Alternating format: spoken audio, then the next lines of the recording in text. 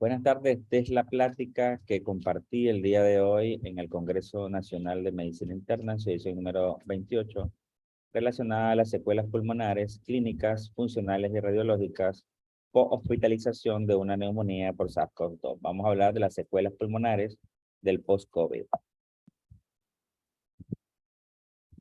Vamos a desarrollar los puntos de la definición del post-COVID, su epidemiología, impacto en la salud pública, las manifestaciones clínicas, los fenotipajes, el abordaje multidisciplinario, a centrarnos en los síntomas respiratorios, la función pulmonar, los hallazgos radiológicos del síndrome post-COVID, cuándo hay que referir al paciente a una evaluación especializada por neumología y cuál es el efecto que tienen las vacunas en este síndrome. Desde el año pasado, la Organización Mundial de la Salud definió y le dio el nombre oficial de condición post-COVID, aquella condición que tiene antecedentes de infección por SARS-CoV-2 confirmado probable, cuyos pacientes desarrollan sintomatología nueva o persistente con una duración mínima de 2 meses, usualmente 3 meses, desde el inicio de los síntomas, desde el inicio de los síntomas agudos, que no deben ser explicados por otra condición alternativa, es decir, un diagnóstico por exclusión. La sintomatología es característicamente fluctuante, con periodos de mejorías y recaídas, pero que impactan en la función diaria. Y los pacientes, los síntomas que más reportan son la fatiga, la disnea o falta de aire, la disfunción cognitiva, los problemas de memoria, de concentración, y es característica una deshabituación al ejercicio. Estos pacientes presentan síntomas en clúster o grupos que van relacionados y son más o menos estables en el tiempo, y la definición podría no aplicar para niños. Es una condición prevalente, alrededor del 43% según los análisis de revisiones sistémicas y metaanálisis, con más de 40 estudios, más de 1,5 millón de pacientes. Sin embargo, pueden ir hasta el 70 al 80% en algunos reportes. Y aquí, por ejemplo, en la gráfica se puede ver un estudio mexicano que fue el único estudio latinoamericano que se incluyó en esta revisión, donde se habla de un 76% de prevalencia. Con todo, los pacientes tienen al menos un síntoma de secuela o persistente a los 6 meses en el 68% de los casos, y todavía sigue siendo alto prevalente en los últimos reportes de los 2 años. Hasta el 55% de los pacientes pueden todavía autorreportar aunque sea un síntoma prevalente. Como les decía, la fatiga, la debilidad, la intolerancia al ejercicio, las secuelas psicológicas son los más frecuentes. Alrededor de 144.7 millones de personas afectadas a nivel global, pero puede llegar hasta los 313 millones de personas afectadas a nivel global. Y lo característico de estas revisiones sistemáticas y metaanálisis es la alta heterogeneidad, dado a que no había un consenso en una definición de esta condición, sobre todo en cuándo eran persistentes los síntomas, eran al mes, a los 2 meses, a los 3 meses. Eso ya quedó claro. La enfermedad provoca un alto nivel de discapacidad que, cuando se mide con los instrumentos del Global Burden Disease, nos da que provoca una incapacidad comparable a la del trauma grave, del trauma craneal grave. Provoca un gran ausentismo laboral, alrededor del 15% en Europa, 19% en Estados Unidos, aunque a los 2 años baja al 11%, es decir, el 89% de las personas ya han regresado a su trabajo a los 2 años.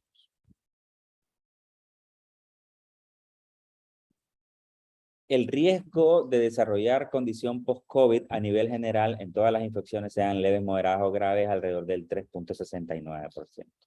Pero sube al doble si la infección fue sintomática. Es más frecuente en pacientes hospitalizados. Hasta el 54% de los pacientes hospitalizados desarrollan una condición post-COVID.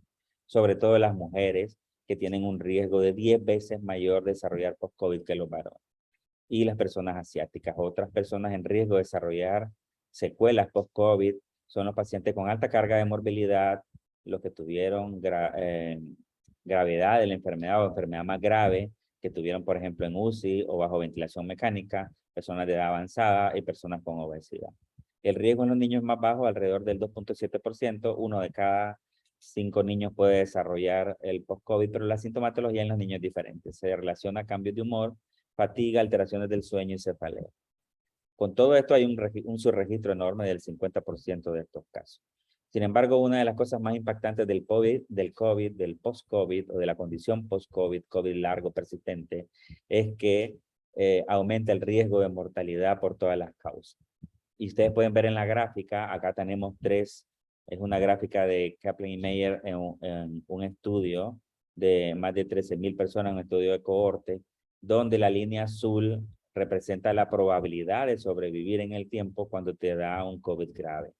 La probabilidad de sobrevivir es mucho menor en los pacientes que tuvieron COVID grave comparado con las personas que tuvieron COVID leve, que es la línea verde, o que no tuvieron COVID, que es la línea azul. Si ustedes se fijan, la línea verde y azul que corresponde al COVID leve y al que no tuvo COVID, se entrelazan. Es decir, llegan a ser equiparables con el tiempo, pero al inicio, en los primeros meses, el COVID leve también aumenta la mortalidad y esto está ya cuantificada, la magnitud de ese riesgo ajustado a las variables confusoras puede llegar a ser del 2.5, es decir, te da un riesgo de 2.5 veces mayor de morir por cualquier causa si te da un COVID grave en el post-COVID y un riesgo ajustado de 1.87 veces, casi 2 veces de morirte si te dio un COVID leve a moderado y desarrollas post-COVID. El riesgo con el virus ancestral era más alto, el 33%, con Delta 27% y con Omicron es alrededor del 19%.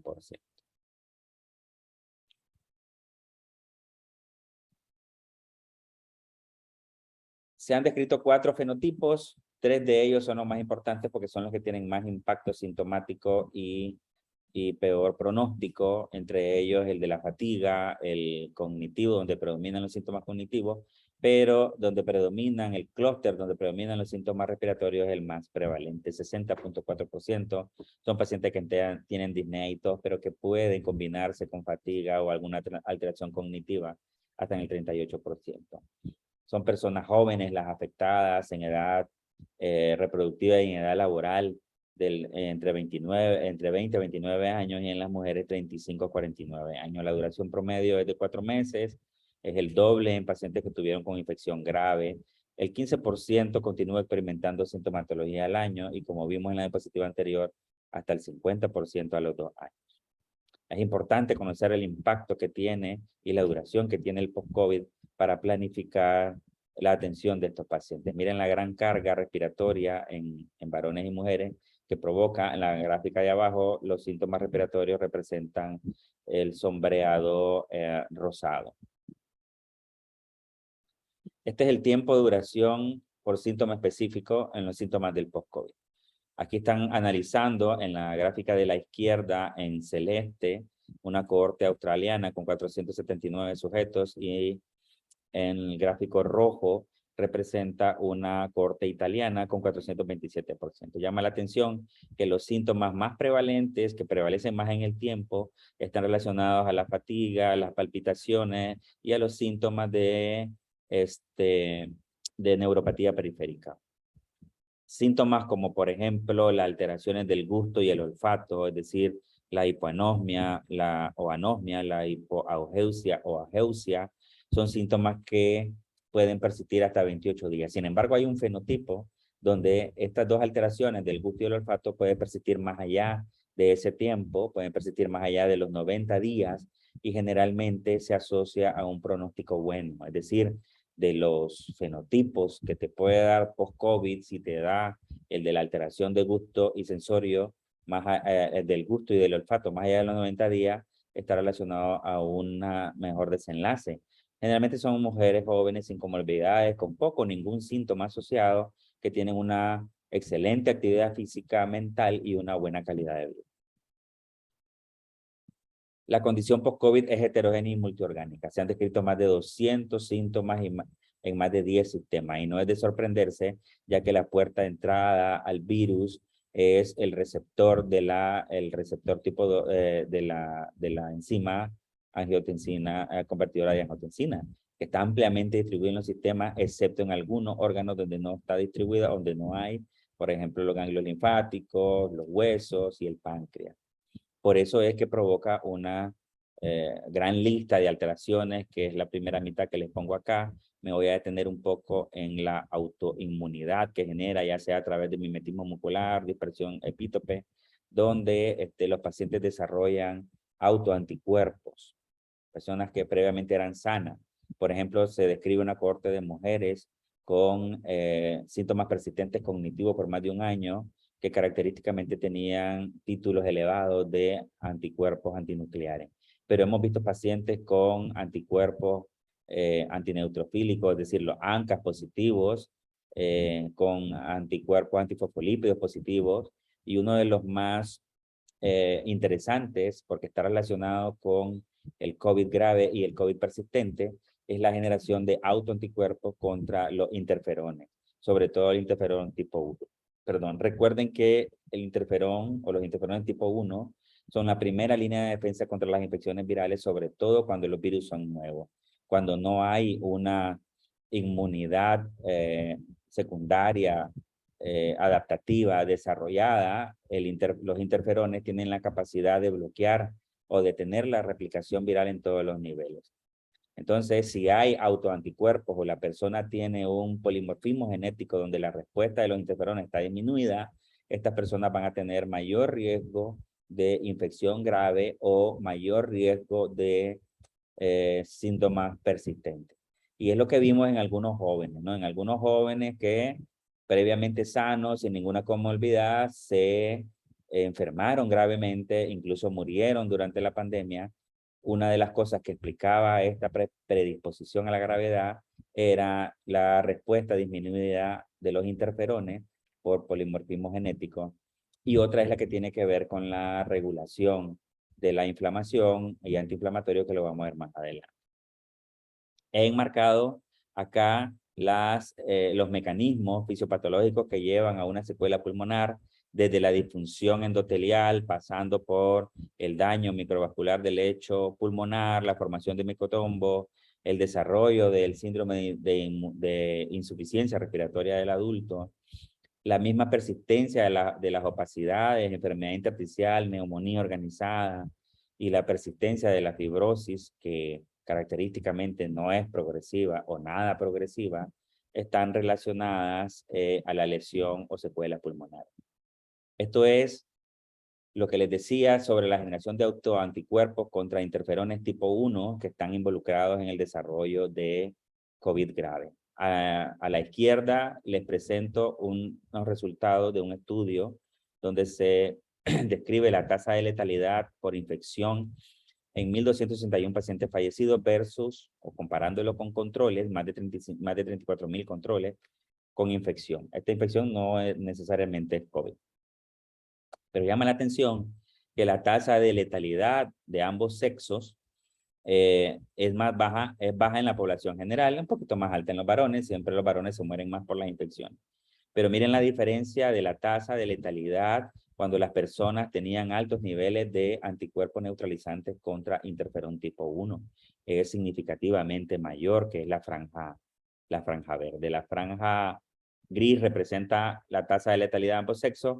La tasa lila o morada representa la tasa de letalidad infecciosa en varones, y esta franja verde representa los pacientes que tenían autoanticuerpos contra interferón. Estos se vieron en el 20% de los fallecidos, comparado con la población normal, que puede ser del 1% en los pacientes jóvenes y hasta 4% en los pacientes mayores de 70 años. A la derecha está un análisis de los autoanticuerpos neutralizantes contra interferón tipo 1 en aquellos pacientes que desarrollaron COVID grave. Y hasta el 10% de los pacientes que enfermaron críticamente con COVID tenían altos niveles de autoanticuerpos neutralizantes contra el interferón tipo 1. Entonces, la autoinmunidad contra estas moléculas parece ser y está llamado a ser el segundo principal factor predictivo de muerte en COVID-19 después de la edad. Ese mismo mecanismo, como vamos a ver más adelante, está involucrado en el desarrollo o la persistencia del COVID largo. Aquí continúa la lista de sistemas afectados y de condiciones en las que se han documentado que están relacionadas a la condición post-COVID. Llama la atención la persistencia viral que hay en el virus, ya sea porque hay una replicación activa, sobre todo en pacientes inmunocomprometidos. La replicación del virus sin control en las personas inmunocomprometidas es el principal factor que genera las nuevas variantes. Y es lo que nos ha traído mucho problema, pero también puede ser que el virus acá se replica sin control en estos pacientes, ¿no? Y son pacientes que están, como vamos a ver en otros estudios, en mayor riesgo de desarrollar post-COVID. También se han detectado fragmentos virales que siguen estimulando al sistema inflamatorio y que puede estar involucrado en la generación del post-COVID agudo. Esta es la primera hipótesis de las dos que están más establecidas sobre por qué se genera o por qué persisten los síntomas o las secuelas orgánicas del post-COVID. Entonces, esta tiene que ver con la inflamación sostenida después de la etapa aguda. Hay daño celular, hay una producción sostenida de citocinas porque hay un estímulo todavía que sería en principio el reservorio viral. Existen una especie de santuarios de los virus donde quedan todavía replicándose, sobre todo en el tejido intestinal. Se han encontrado a los 3 meses hasta 36% de biopsias positivas con coronavirus después de los 3 meses. Y esto sería un reservorio viral para generación de super antígenos, ¿no? O super antígenos que van a estar estimulando el sistema inmunológico. Y entonces se han encontrado generación de linfocitos autorreactivos que generan autoanticuerpos, y estos autoanticuerpos tienen la característica de tener como blancos las proteínas tisulares que fueron disueltas cuando hubo un daño tisular intenso. Y el mejor ejemplo de ello es la generación de autoanticuerpos contra los interferones, que como les decía, está involucrado en la generación del COVID grave y del post-COVID. Pero una hipótesis más reciente tiene que ver con el mecanismo de regulación inmune negativa o decreciente anormal.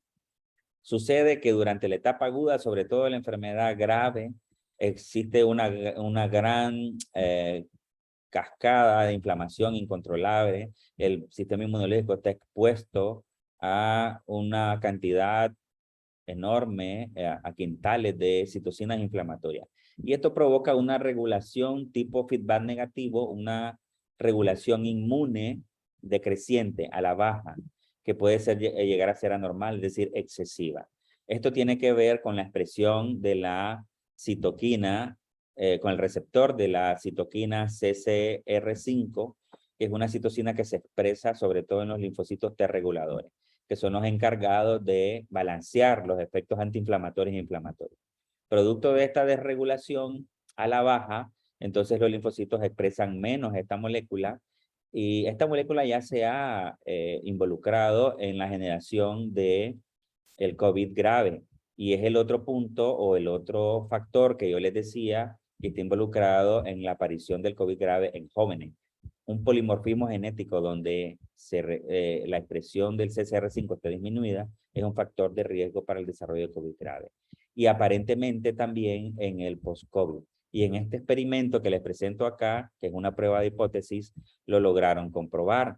Sucede que a los pacientes con síntomas de COVID largo, les aplicaron leronlimab. Leronlimab es un anticuerpo monoclonal contra el CCR5 que ya se ha usado en VIH. Acuérdense que la molécula o el receptor CCR5 es un cofactor para la entrada del VIH a la célula blanco. Sucede que primero a nivel experimental, cuando se administró el leronlimab, los niveles de CCR5 fueron significativamente más altos o se expresaron más altos en las células de los pacientes tratados versus el placebo. Y la prueba definitiva de hipótesis fue cuando le aplicaron el leronlimab a los pacientes sintomáticos. Los pacientes respondieron, mejoraron los síntomas, y entre los que respondieron y los que no respondieron, la diferencia de la expresión de la molécula fue totalmente diferente. Por lo tanto, los linfocitos T reguladores que disminuyen la expresión de CCR5 ante la respuesta excesiva inflamatoria en el COVID es normalizada cuando se aplica el anticuerpo. Y esto probaría que más que la inflamación persistente en el tiempo, lo que genera el post-COVID es una regulación anormal inmune a la baja. Centrándonos ya un poco en el tema central de la plática, vamos a hablar primero de los síntomas respiratorios en el post-COVID, que son muy prevalentes. La persistencia de tanto de los síntomas como la disfunción pulmonar y los hallazgos radiológicos son casi exclusivas de los pacientes hospitalizados. Y ustedes pueden ver cómo la prevalencia de los síntomas va disminuyendo con el tiempo. Menos proporción de pacientes autorreportan disnea, tos y dolor torácico en lo que va avanzando el tiempo. De tal manera que a los 3 meses, entre el 40 y el 67% autorreportan disnea. Esto baja a 16 a 26% a los 6 meses, a 24% a los 12 meses y hasta 14% a los 2 años. El problema de la disnea y la tos es que no son discriminatorios, no correlacionan con la gravedad actual. Y por eso es que tenemos que ser más objetivos al evaluar la disnea. La disnea es un síntoma que se puede confundir mucho con la deshabituación y con la fatiga. Por lo tanto, tenemos que ser más clinométricos y ocupar instrumentos que nos puedan decir objetivamente que el paciente tiene disnea. Nosotros usamos la escala modificada de la disnea, la MMRC, donde una MMRC mayor de 2 es una disnea significativa. Y lo otro es usar el cuestionario de síntomas respiratorios que se usa en EPOC, que es el CAT, cuando si el paciente tiene más de 10 puntos o 10 puntos, que esto sí correlaciona con las opacidades persistentes radiológicas. Este es el ejemplo de los 2 instrumentos que deben usarse para evaluar los síntomas respiratorios. El cuestionario CAT es un cuestionario muy sencillo que lo llena el paciente antes de que entre al consultorio, o en el consultorio ustedes se lo pueden dar para que lo rellene y ahí se da la puntuación. Y la disnea es hacerle una serie de preguntas en qué situaciones es probable que experimente falta de aire o disnea y se gradúa en intensidad. Pero tenemos que ser más objetivos en evaluar la presencia de este síntoma respiratorio, que es muy importante. Esta es la evolución de los hallazgos radiológicos. Primero están los tempranos. Característicamente, el paciente en el post-COVID va a presentar alteraciones inflamatorias. Y esta es la evolución. Puede ser desde leve a moderado hasta grave en esta otra gráfica, donde las opacidades en vidrio ilustrado están bastante extendidas. El aclaramiento de estas opacidades generalmente lleva 12 semanas. Es decir, a las 12 semanas debe haber un gran porcentaje de disminución de estas opacidades, hasta el 40% menos. Entonces, puede pasar de que el paciente limpie completamente la tomografía o quede con algunos efectos residuales, sobre todo lesiones todavía inflamatorias, bandas parenquimatosas, o incluso de manera temprana pueden tener lesiones fibróticas. Y aquí en estos estudios se determina que aunque el 60% de los pacientes a los 4 meses persisten con opacidades inflamatorias, un 19-20% pueden tener de manera temprana lesiones fibróticas, sin que esto significa o sin que esto clasifique al paciente como fibrosis pulmonar. Es una fibrosis post-COVID, es una fibrosis post-inflamación después de un gran insulto, sobre todo si el paciente estuvo grave. ¿Ya? Aquí la idea es que la extensión de esa fibrosis es poca, menos del 25%, y que muy probablemente no tenga una correlación directa con la disfunción pulmonar y con los síntomas. Estos pacientes, cuando me refiero a lesiones fibróticas, me refiero a aquellas características radiológicas que correlacionan bien en la biopsia para una neumonía fibrótica. Y esas son el engrosamiento intersticial, la bronquiectasia de tracción, la reticulación periférica y el panal diabético. Por ejemplo, en esta gráfica, a la derecha, abajo, tengo un paciente que ha limpiado bastante la tomografía después del agudo, del proceso agudo, pero quedó con bronquiectasias de tracción y con algunas engrosamiento intersticial. Esas son lesiones fibróticas, pero miren que solo están focalizadas, ¿no? A un segmento o varios segmentos en un solo lóbulo. no significa que el paciente tenga fibrosis pulmonar, mucho menos que esta sea progresiva, y no podemos tratar a este paciente igual que el paciente con fibrosis pulmonar progresiva. Sobre todo de manera temprana, la alteración que hay en el paciente post-COVID es inflamatoria. Y eso lo demuestra las opacidades en vidrio ilustrado e incluso una alta proporción de pacientes que desarrollan neumonía organizada. La neumonía organizada en la etapa subaguda de la enfermedad y en el post-COVID es muy frecuente. Frecuentemente llegan al consultorio los pacientes todavía usando oxígeno, no, porque no se pueden destetar del oxígeno. Revisar la tomografía y lo que vas a ver esto son consolidaciones con broncograma aéreo, de distribución periférica con signos del atolón, donde lo que estás viendo es una neumonía organizada, una infiltración linfocítica por la enfermedad. Entonces, y son pacientes que se ha demostrado que responden muy bien a el uso de corticoides. E impresionantemente, miren cómo esos pacientes limpian su tomografía después del curso de corticoides, se independizan del oxígeno y mejoran mucho los síntomas. Entonces, no es indicación para iniciar antifibróticos, mucho menos de manera temprana, el hecho de que encontremos estas lesiones de tipo fibrótico o la neumonía organizada, que responde muy bien al tratamiento con corticoides. Entonces, las opacidades en vidrio ilustrados pueden disminuir hasta un 40% después de los 3 meses. Y las lesiones fibróticas van a ocupar un poquito más de tiempo. Gráficamente aquí se lo demuestro en estas 3 tomografías, desde la izquierda hacia la derecha, cómo fue mejorando el paciente. En la de en medio se trata de una neumonía organizada que recibió corticoides. Miren cómo limpió casi completamente, ¿no? Y de manera gráfica ustedes pueden ver que significativamente las lesiones inflamatorias, el vidrio deslustrado, disminuye significativamente en el tiempo y las opacidades fibróticas lo hacen de manera más lenta. ¿Qué es lo que requieren estos pacientes? Vigilancia, correlacionar la clínica con esos hallazgos y correlacionar. Ahora sí que es verdad que hay que correlacionar las opacidades persistentes con las consecuencias clínicas y funcionales que tienen los pacientes esas opacidades. Porque puede ser que los pacientes tengan opacidades persistentes, pero que no tengan disfunción pulmonar ni mucho menos síntomas. El 49% de los sujetos puede que ya hayan completamente limpiado las anomalías radiológicas al año, pero todavía una alta proporción va a quedar con anormalidades radiológicas, hasta el 34-50%, ¿no? Sobre todo que son inflamatorias, y hasta un 20-30% van a ser fibróticas, sobre todo aquellos pacientes que tengan mayor de 60 años o que tuvieron COVID grave o eran varones. En cuanto a las pruebas de función pulmonar, lo que se trata aquí es de primero evaluar cuál es el impedimento que causa el COVID, cuál es la incapacidad que podría causar. Y para eso nosotros usamos pruebas de función pulmonar mecánicas, en este caso la espirometría y los volúmenes pulmonares, y pruebas de intercambio gaseoso, la cual por excelencia es el DLCO. Importante que manden a los pacientes a evaluación porque tiene implicaciones laborales y legales el hecho que un paciente tenga limitación funcional pulmonar para no ir a trabajar. Se debe demostrar de manera objetiva.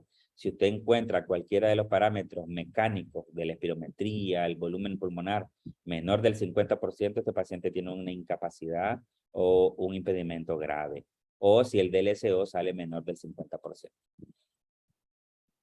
Al inicio, recientemente, pues el COVID agudo, a las 4 a 6 semanas, una gran proporción de pacientes van a tener alteradas todas sus pruebas pulmonares, por ejemplo. Por eso no se hacen aquí de rutina en esta etapa. La primera evaluación funcional debe hacerse a las 12 semanas. Pero entre las 4 y las 6 semanas, hasta el 100% de los pacientes van a tener un DLCO disminuido, menos del límite normal inferior. Un 44% van a tener restricción o volúmenes más pequeños.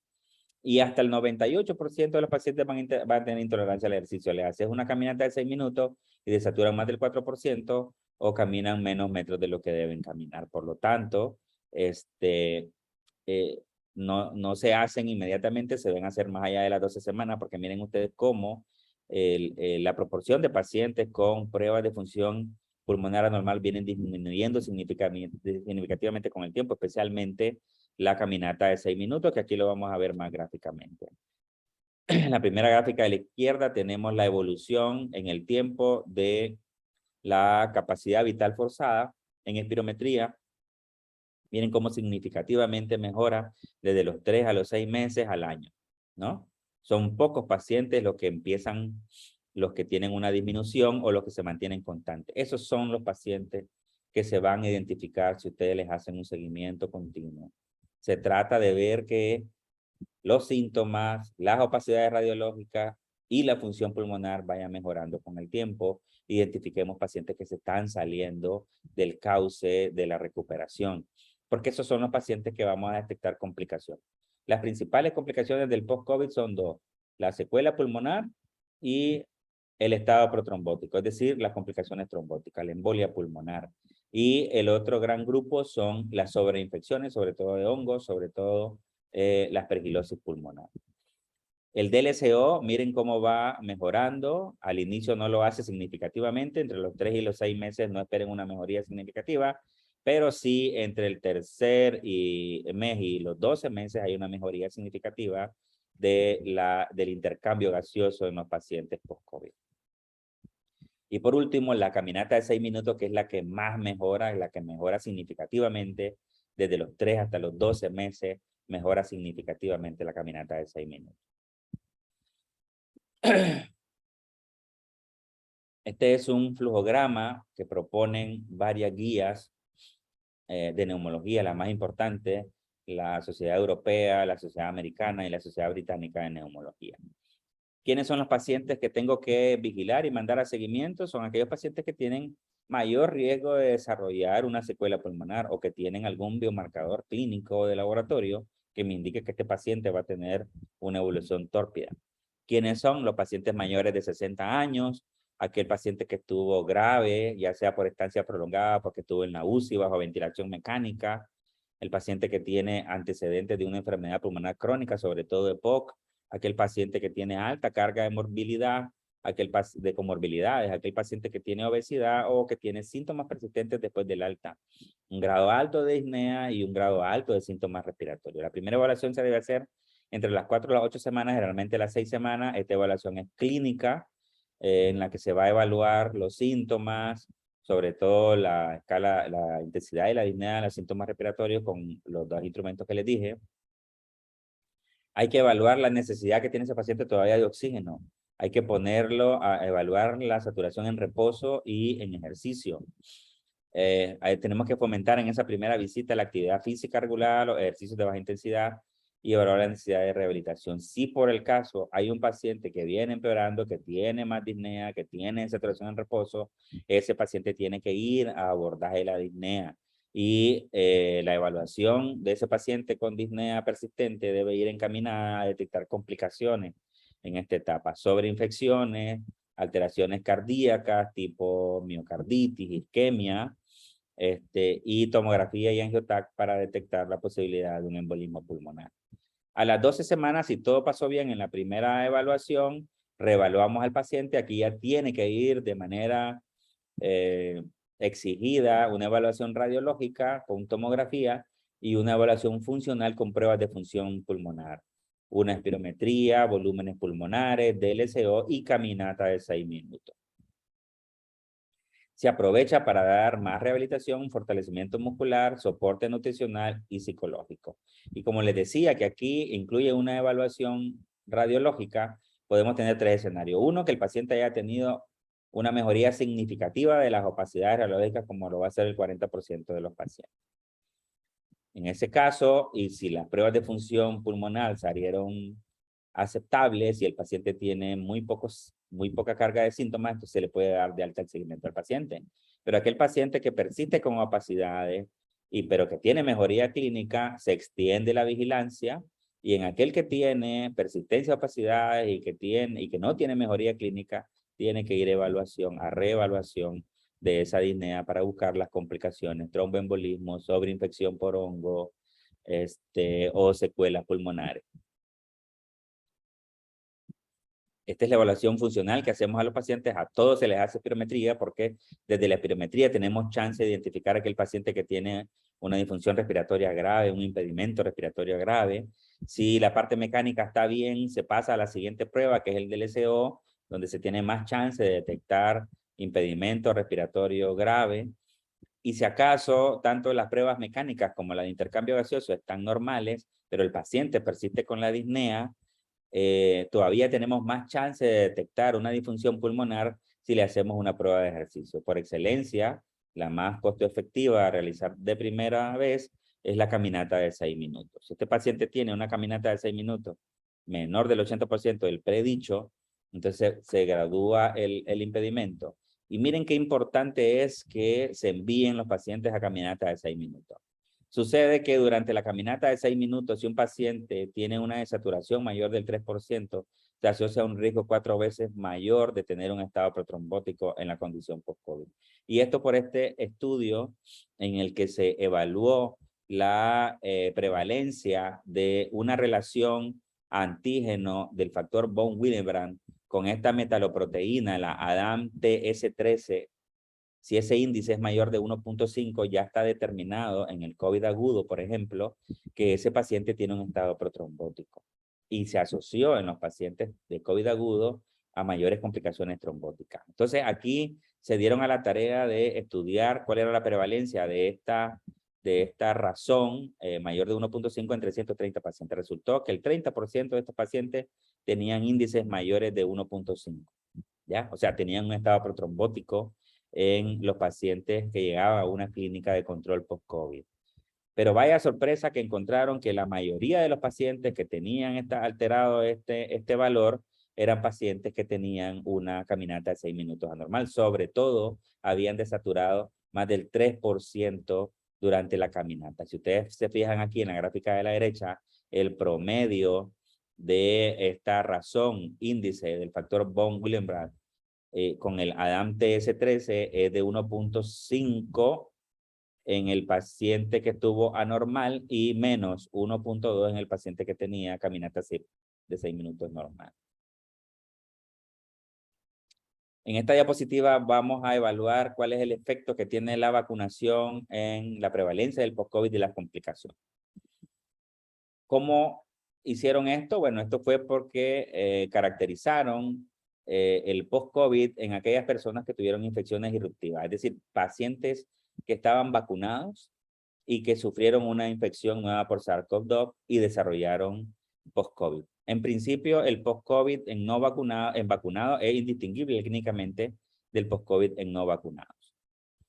Siguen teniendo alto riesgo de mortalidad, por aquí lo ven en la primera lámina de arriba, hasta arriba, el riesgo con su intervalo de confianza de muerte, que sigue siendo alto. Al riesgo ajustado es casi 2 veces mayor comparada a las personas que no desarrollan el post-COVID. Y el riesgo de secuela, de desarrollar una secuela orgánica, es de 1.5. Sigue siendo alto. Sobre todo, las dos secuelas orgánicas más importantes son las complicaciones hematológicas protrombóticas y las secuelas pulmonares. Pero miren, en la lámina de abajo están los pacientes vacunados versus los no vacunados. La vacuna protege incluso contra el desarrollo de post-COVID y contra la muerte y contra las complicaciones o las secuelas. La protección es moderada, pero hay una buena protección. De tal suerte que 34% menos es el riesgo de muerte si está vacunado y que desarrollas post-COVID, 15% menos probabilidad que desarrolles post-COVID o síntomas persistentes, porque la reducción principal es a nivel de los eventos trombóticos, un 56% menos si estás vacunado y un 49% menos de secuelas pulmonares. Sin embargo, los pacientes de mayor riesgo en este estudio de desarrollar post-COVID todas sus complicaciones son los pacientes inmunocomprometidos, que ya se los había dicho anteriormente. En conclusión, la condición post-COVID aguda es altamente prevalente, confiere un alto riesgo de secuelas orgánicas, principalmente pulmonares y trombóticas. Tiene un alto impacto en la incapacidad, ausentismo laboral y en la muerte. Los factores de riesgo más importantes para desarrollar condición post-COVID son haber estado hospitalizado grave, con edad avanzada, ser mujer, ser obeso, tener una alta carga de morbilidad. Los síntomas respiratorios son una guía para la evaluación, pero esta debe hacerse de manera objetiva y, de ser posible, todos los pacientes en riesgo de tener una secuela deben ser enviados a un monitoreo y evaluación multidisciplinaria que incluye la realización de pruebas de función pulmonar, incluyendo las pruebas de ejercicio. Falta comprender mucho de la fisiopatología de la condición post-COVID. Mientras no tengamos una mejor comprensión, no vamos a tener un estándar diagnóstico ni una intervención farmacológica efectiva, más allá de la fisioterapia, la rehabilitación y el apoyo psicológico. Por último, las vacunas reducen modestamente, pero no eliminan por completo el riesgo de secuelas y muerte post-COVID. Gracias por su atención.